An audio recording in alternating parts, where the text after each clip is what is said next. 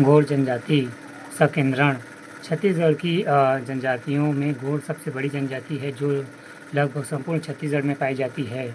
मुख्य रूप से राज्य के दक्षिण अर्थात बस्तर संभाग में पाई जाती है। गौड़ छत्तीसगढ़ की नहीं बल्कि भारत की सबसे बड़ी जनजातियों में से एक है। उत्पत्ति गौड़ शब्द की उत्पत्ति तेलुगु द्रविड़ भाषा के कोण शब्द से हुआ है जिसका अर्थ है पर्वत।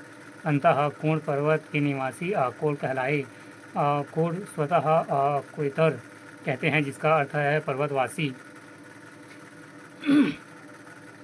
सामाजिक जीवन उपविभाजन उपजातियाँ व शाखाएँ गौड़ के लगभग 41 उपजातियाँ जिनमें से प्रमुख निम्न हैं। पहला राजगौड़, दूसरा धरगौड़, तीसरा रेठी गौड़, चौथा कोलैभूता, पाँचवा अंगरिया, छठवां मारिया, सातवां मुरिया, आठवां डोला, नौवां ओझा आदि। प्रचलित गोत्र मरकाम, नेताम, टेकाम, कुर्राम, मरावी, केराम, उसेड़ी आदि। विवाह संस्कार दुधवा लौटावा यह गौड़ों में सर्वाधिक प्रचलित विवाह है जिसमें अंतर्गत ममेरे, फुफेरे, भाई बहनों का विवाह मान्य है। गढ़ विवाह इसमें दूल्हा बारात लेकर आता है। पठौनी विवाह इसमें लड़की बारात लेकर आती है पठौनी विवाह में।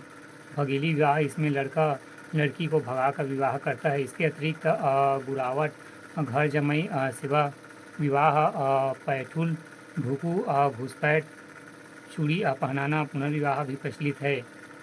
गौड़ विवाह से संबंधित कुछ अन्य तथ्य खर्ची या सुख भरना। वर वधू के पिता को खर्ची एवं सुख के रूप में अनाज, दाल, तेल, गुड़ व कुछ नगद रुपए दिए जाते हैं। विवाह में ढूढ़िया उपजाति के लोग बाजा बजाते हैं। मृतक संस्कार गौड़ जनजाति प्रायः मृतक को दफनाते हैं। कुछ संपन्न लोग जलाते भी हैं। तीसरे दिन परिवार के पुरुष सदस्य मुंडन कराते हैं तथा 10वें दिन दशकर्म कर मृत्यु भोज देते हैं। गौड़ में मृतक संस्कार के समय तीसरे दिन कोज्जी तथा 10वें दिन कुंडा मिलान संस्कार होता है। यदि किसी व्यक्ति की मृत्यु चेचक या कुष्ठ रोग से होती है तो मृतक को दक्षिण दिशा में सिर रख कर दफनाया जाता है। जाति एवं पंचायत इनमें परंपरागत जाति पंचायत पाया जाता है जिसमें जाति का प्रमुख राजा होता है। राजा अन्य पंचों की मदद से विभिन्न विवादों का निराकरण का कार्य करते हैं। बेटिया प्रथा इस प्रथा के अंतर्गत गांव के लोग सामूहिक रूप से कोई भी कार्य करते हैं। घोड़ुल में बड़ा कार्य बिना किसी मेहनताना लिए सभी लोग आपसी सहयोग से पूरा करते हैं। इसके पीछे आपसी भाईचारे की भावना निहित होती है और ये शिक्षा घोड़ुल में दी जाती है। चाहे सुख हो या दुख यहाँ सहकार भावना काम करती है। आर्थिक जीवन गौड़ों की आर्थिक व्यवस्था मुख्यतः कृषि एवं वनोपज पर आधारित है। गौड़ की एक उपजाति मुड़िया है जो स्थानांतरित कृषि करते हैं जिसे धारिया कहा जाता है।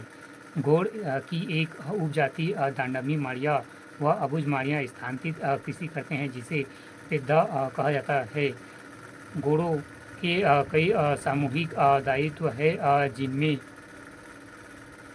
जिन्हें कार्य के आधार पर बांटा गया है। पहला राजगौड़ यहाँ जमींदारी से जुड़े हुए लोग हैं। दूसरा धरगौड़ ये कृषि और उसके सहायक कार्य करते हैं। कोयला भूता नाचने गाने का कार्य। चौथा भीमा गौड़ ये गाने का कार्य करते हैं। पांचवा ढूढ़िया या नागचर्री बाजा बजाने का कार्य करते हैं। छठवां कांडरा बाँस बर्तन बनाने का कार्य करते हैं। सातवां अंगरिया लोहे गलाने का कार्य करते हैं। आठवां ओझा उन्हें मूंगिया गौड़ भी कहा जाता है। ये तंत्र मंत्र स्वीकार व गोदने का कार्य करते हैं। नौवां गौड़ गवारी गौड़ों के गाय चराने का कार्य। धार्मिक जीवन इनका प्रमुख देवता चूल्हा दुल्हादेव है। इनके समाज में आदिम परंपरा को मान्यता देते हुए 7 त्यौहार मनाने का प्रचलन है। पहला बिंदरी, दूसरा बकबंदी, तीसरा हरदिली, चौथा नवाखानी, पाँचवा जवारा, छठवां मड़ई, सातवां छेरता। गोंड व उसके उपजातियाँ मेघनाद पर्व भी मनाते हैं। अन्य विशेषताएँ: गोंड से निर्मित शराब पीते हैं। छत्तीसगढ़ की कई रियासतें और जमींदार गोंड शासित रही एवं वीरांगना रानी दुर्गावती गोंड जनजाति से संबंध थी। गोंड गोड़ी बोली जो द्रविड़ भाषा परिवार से संबंधित है बोलते हैं। गोंड जनजाति या उसकी कुछ उपजातियों में घोड़ुल प्रथा प्रचलित है। घोड़ुल सामाजिक शिक्षा का केंद्र है।